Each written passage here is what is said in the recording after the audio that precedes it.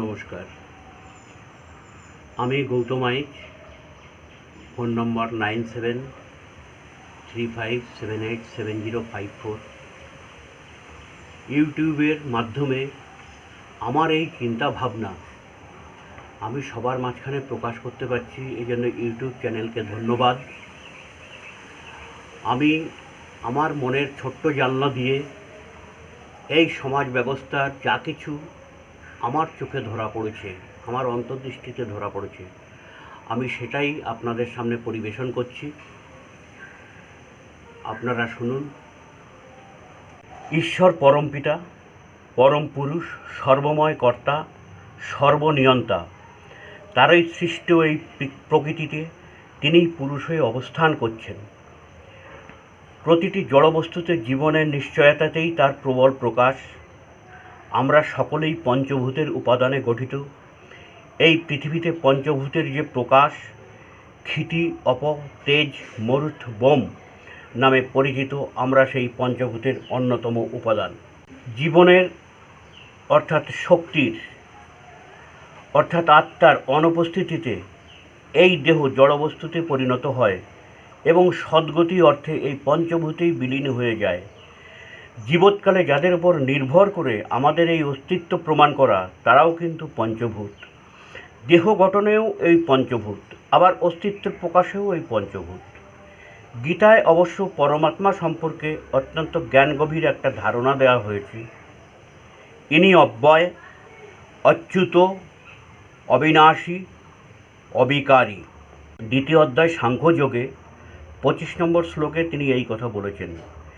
এমতো উক্তির পক্ষে পরমেশ্বর জন্মগ্রহণ করেন না, এ সত্য প্রতিষ্ঠিত হয়। কিন্তু এই গীতা ও মনুসংহিতায় উভয় ক্ষেত্রে ভারতবর্ষের জনগোষ্ঠী সম্পর্কে একটা বিশ্লেষিত ধারণা দেওয়া হয়েছে। পরমেশ্বর তাহার মুখমণ্ডল থেকে ব্রাহ্মণ, বাহুদয় থেকে ক্ষত্রিয়, উরু প্রদেশ থেকে বৈশ্য এবং পদযুগল থেকে শূদ্রের জন্ম নিশ্চিত করেছেন। উপরিউক্ত ভাবনায় যখন তার জন্মগ্রহণই সম্ভব নয়, তবে তার এই শরীর সম্পর্কিত ধারণাও অনিশ্চিত এবং এই বর্ণ সম্পর্কিত জন্মও অসম্ভব। প্রাণীকুলের মধ্যে বিচার, বুদ্ধি, প্রজ্ঞা, সামাজিকতা, দায়বদ্ধতা, সহযোগিতা, সহমর্মিতা এরূপ শ্রেষ্ঠ গুণ সকল একমাত্র মনুষ্যেই সম্ভব এবং তা প্রমাণিত সত্য।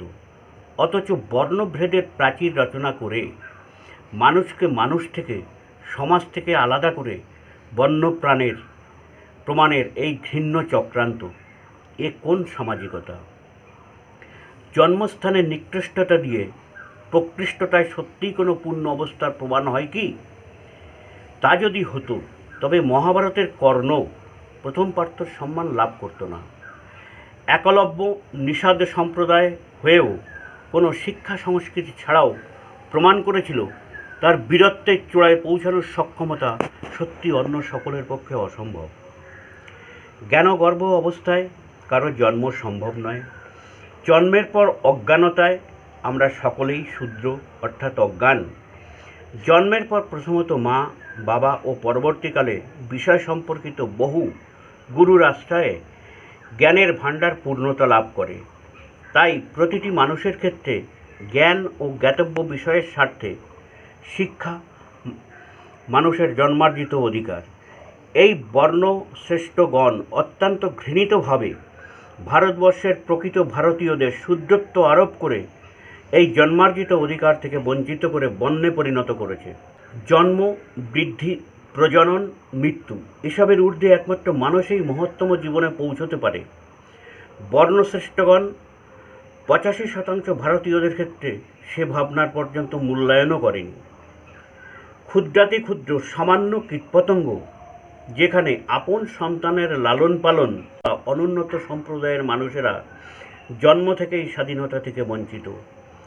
শিক্ষার অধিকার, শিল্পের অধিকার, অনুশাসনের অধিকার, স্বাস্থ্যের অধিকার, শোষণ লুণ্ঠনের অধিকার, ব্যক্তিত্বের অধিকার, সংস্কৃতির অধিকার, সামাজিক অবস্থানের অধিকার, রাষ্ট্রীয় পর্যায়ে তাবৎ সুবিধাভোগের অধিকার, অন্য থেকে অধিকার হরণের অধিকার, এই 15% উচ্চ বর্ণীয়দের জন্যই সংরক্ষিত। সহজ শব্দ ধরে এ সমাজ ও রাষ্ট্রীয় শোষণে তারা আজও ক্ষমতার উচ্ছ্বসী করে। প্রকৃতিগত কারণে বন্যপ্রাণী সকল স্বভাব ও বিচিত্রতা প্রকাশ করলেও প্রাকৃতিক জলবায়ু কিন্তু স্থানের নির্দিষ্টতা করেছে। যেমন বাঘের জন্য সুন্দরবন, সিংহের জন্য গির অরণ্য, গন্ডারের জন্য জলদাপাড়া, আবার সম্মিলিতভাবে অভয়ারণ্য। অথচ মানুষ প্রাণীর শ্রেষ্ঠ হয়েও সকল উৎকর্ষ চিন্তাভাবনার ঊর্ধ্বে অবস্থান করেও এই স্বার্থান্বেষী উচ্চ বর্ণীয়দের দ্বারা প্রতি মুহূর্তে অনিষ্টতার প্রহার বনে। প্রমাণিত, পর্যবেক্ষিত, পরীক্ষিত বৈজ্ঞানিক চিন্তাভাবনার সপক্ষে ক্ষুদ্র প্রাণী থেকে উৎকৃষ্ট প্রাণী সকলেই বংশ রক্ষা করে তার আত্মজার মাধ্যমে। কিন্তু মনুসংহিতায় বংশবিকার অঙ্গ প্রত্যঙ্গের প্রকারভেদে। একই প্রকার মানুষের মাঝে চতুর্বর্ণের প্রকাশ জন্মের বৈলক্ষণ ভেদে কথিত হলেও আসলে এই যে অধিকার প্রয়োগের কৌশল তা কিন্তু এখনও দিনের আলোর মতন স্পষ্ট। এখানকার বর্ণ হিন্দুরা যাদের শূদ্র বলে ঘৃণা করে, সেই ব্রাহ্মণরা শূদ্রত্ব থেকে কি বঞ্চিত? এদের প্রণীত শাস্ত্রানুসারে জন্মের পর থেকে উপবীত ধারণের পূর্ব সময় পর্যন্ত এরা শূদ্রই থাকে। শূদ্রাণীকে ভিক্ষা মা ডেকে তার দেওয়া ভিক্ষান্ন ও সন্তান স্বীকৃতিতে এদের নাকি পুনরায় জন্ম হয়, অর্থাৎ বর্ণশ্রেষ্ঠ ব্রাহ্মণ হয়ে যায়। অজ্ঞানতাই সূত্র, কিন্তু এ সত্য গোপন করে জন্মস্থানের সত্যতায় সেই অবিচার হাজার হাজার বছর ধরে চলে আসছে। প্রকৃতপক্ষে জন্মস্থান দিয়ে সত্যিই কোনো উত্তম অধম প্রমাণিত হয় না। গুণ ও কর্ম অনুসারেই এর যোগ্য বিচার হয়।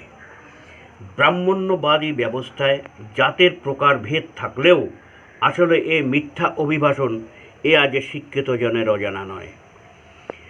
ব্রাহ্মণ, ক্ষত্রিয়, বৈশ্য, শূদ্র আলাদা কোনো জাতি নয়। মনুষ্য জীবনে অত্যন্ত প্রাসঙ্গিকভাবেই এই চতুর্বর্ণের প্রকাশ ঘটে থাকে।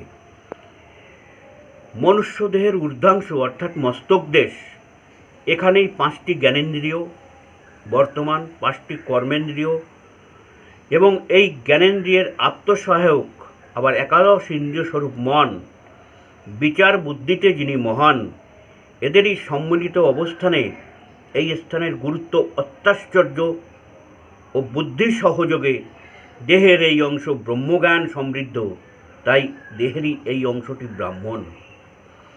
ক্ষত্রিয় যেমন যুদ্ধ বিগ্রহ সহযোগে দেশের সাম্যাবস্থা সুস্থিরতা বজায় রাখে, তদ্রূপ জীবনযুদ্ধে প্রতি মুহূর্তে প্রাসঙ্গিকতায় ক্ষত্রিয়রূপ বাহুযুগল অনস্বীকার্য। উৎপাদনকারী হিসেবে বৈশ্যের যে পরিণতি, যে পরিচিতি, সে তো এই মানবদেহেরই তৃতীয় ভাগ অর্থাৎ উরুযুগল সম্পর্কিত ক্ষেত্র। আমরা এই অংশের কার্যকারিতায় ক্ষেত্রজ সন্তান উৎপাদন করি। আর চতুর্থ বা শেষ অংশ অর্থাৎ পদযুগল দেহের উপরই 3 অংশের আজ্ঞাবাহক হিসাবে এর আপন কার্য করে থাকে। তবে এক্ষেত্রে ব্রাহ্মণ ক্ষেত্রে বৈশ্য শূদ্রের জন্য আর কি জন্মস্থানের নিশ্চয়তা প্রয়োজন? ব্রাহ্মণগণ ব্রহ্ম উপলব্ধিতে ব্রাহ্মণ কিনা যথেষ্ট সন্দেহ কিন্তু থেকেই যায়, কারণ যিনি পরমেশ্বরকে একবার উপলব্ধি করেছেন তিনি তো মহামানব, মহান প্রকৃতিপ্রেমী, যা প্রকারান্তরে বিশ্বপ্রেমী। পরম ব্রহ্ম যার উপলব্ধিতে সত্য বলে প্রকাশিত হয়েছে, তিনি ইট কাঠ বালি পাথর থেকে শুরু করে প্রাকৃতিক সবেতেই ব্রহ্ম অনুভব করবেন। তিনি লোভ লালসা বিকার থেকে মুক্ত হবেন, কারো প্রতি হিংসা প্রদর্শন করবেন না, কামনা ক্রোধ লোভ প্রতিহিংসা অহংকার তার মধ্যে প্রকাশ পাবে না। মহান গুণে তিনিই হবেন মহত্তম। সুপ্রাচীন কাল থেকে শিক্ষা দীক্ষা পঠন পাঠন জ্ঞানার্জনে ব্রাহ্মণ অন্য জাতকে কখনো এ সুযোগ দেয়নি। ফলত যা কিছু শাস্ত্র ও শাস্ত্রীয় আচরণ সম্পর্কিত অনুশাসন সবই এদের রচনা। এই অনুশাসনের প্রভাবেই মানবিক মহান গুণকে অস্বীকার করে অমানবিক নির্দয় অনুশাসনে ভারতবর্ষের জীবনকে এরা অস্তিত্বহীনতায় পৌঁছে দিয়েছে। তখন ক্ষত্রিয় রমণীকে এই ব্রাহ্মণরাই ঔরজাত সন্তান দান করে আবার ক্ষত্রিয় বৃদ্ধি করেছে। এ যুগের ব্রাহ্মণগণ কোন সূত্রের সত্যতায় নিজেদের থেকে অন্যদের আলাদা মহান ভাবেন এ অবশ্য তারাই ভালো বলতে পারবেন।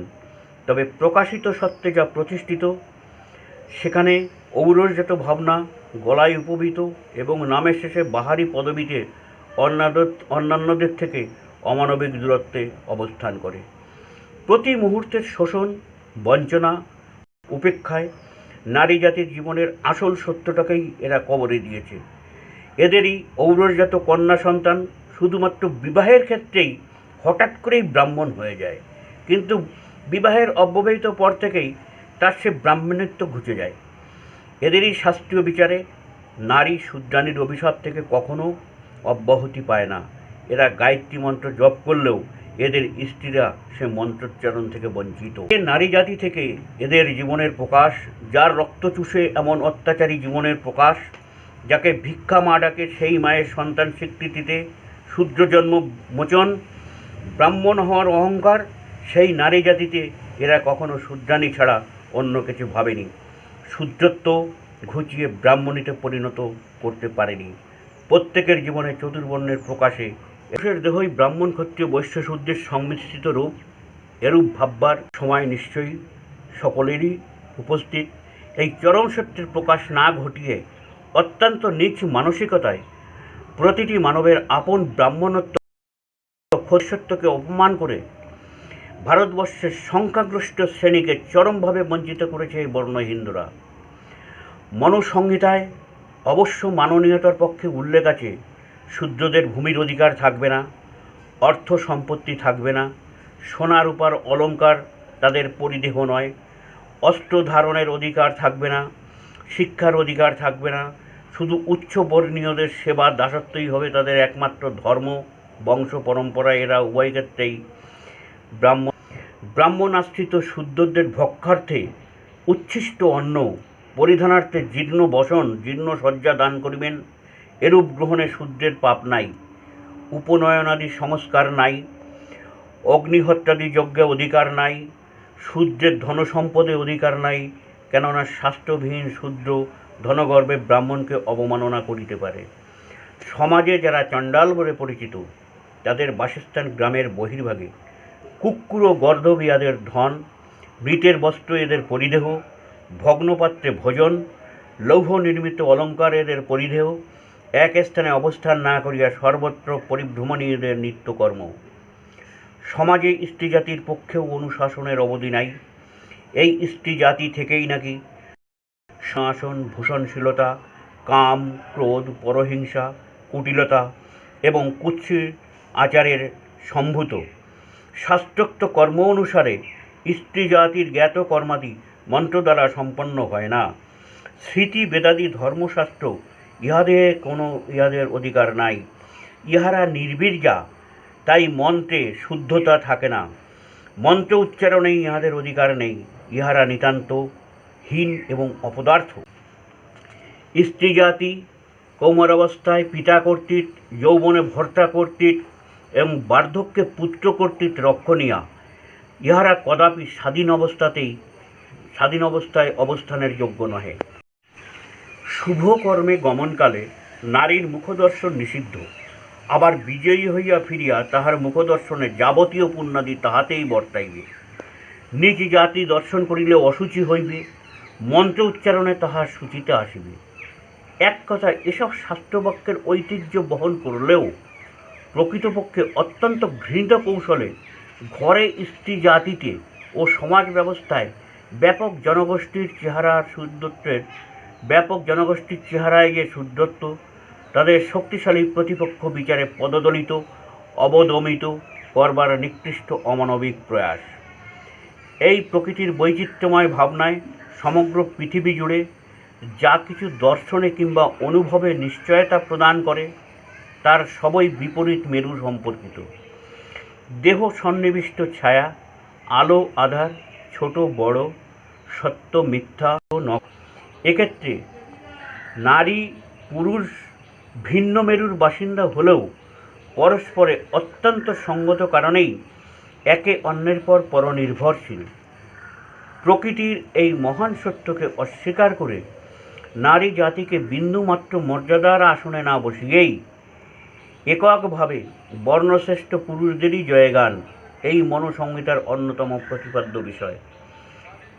নারী প্রকৃতি প্রজন্মা, এই প্রকৃতির মহিমাময়ী স্বার্থত্যাগেই এই পৃথিবীর এমন বৈচিত্র্যময় প্রকাশ। এই পৃথিবীর বুকে যে বা যাহারা মহান আদর্শে প্রতিষ্ঠিত হয়েছেন, তারা সকলেই এই মহান মাতৃজাতির আত্মত্যাগের ফসল। আপন মাতৃত্ব, আপন অস্তিত্ব, ভালোবাসা, স্নেহ, মমতা, কর্তব্যবোধ, স্বার্থত্যাগে পৃথিবীর সকল সম্ভাবনাকে পূর্ণরূপ দান করে মনুসংহিতার সংস্কারে নিতান্তই এরা বর্জনীয়। নারী পূর্ণ শক্তির আধার, অনুপ্রেরণা, অথচ এমন শক্তিকে সম্মান জানানো, সংরক্ষিত করার কোনো সদ্ভাবনাই এদের শাস্ত্রীয় আচরণে নেই। তাই তো কুমারিত্বের কোমলতা, মাতৃত্বের স্নেহমিশ্রিত মমতা, স্ত্রীত্বের সহযোগিতা, সখ্যতা, কর্তব্য পরায়ণতা, ত্যাগের মহিমায় উদ্ভাসটা এ মহতী ভাবনার অস্বীকারে শুধু বিনোদন সঙ্গিনীতে ও সন্তান উৎপাদনের যন্ত্রে পরিণত করা হয়। যে নারী রত্নের হৃদয়ভূমি পরিচর্যা ও বিকাশে ভারতবর্ষের মহত্তম সভ্যতা ও অগ্রগতির বিকাশ ঘটত, তাদেরই ব্যবহার্য পণ্য মানসিকতায়, ব্যভিচারের বিকৃত উন্মাদনায়, অস্তিত্বহীনতায় পরিণত করা হয়েছে। জীবন সঙ্গিনীর গুরুত্ব অস্বীকার করে আজীবন যৌবন সঙ্গী ভাবনায় ভারতবর্ষকে জনসমুদ্রে পরিণত করেছে। এই ব্রাহ্মণ্যবাদী ব্যবস্থার সৌজন্যেই ভারতবর্ষের মহতী সভ্যতার কারিগররা হৃদয়রঞ্জিত ভাবনায় নিজেকে প্রকাশ করতে পারেনি। আজ এই পর্যন্তই বক্তব্য রাখলাম। সামনে আবার আপনাদের সামনে প্রকাশ করতে আসব। সেই দিন পর্যন্ত আপনাদের জন্যে নমস্কার।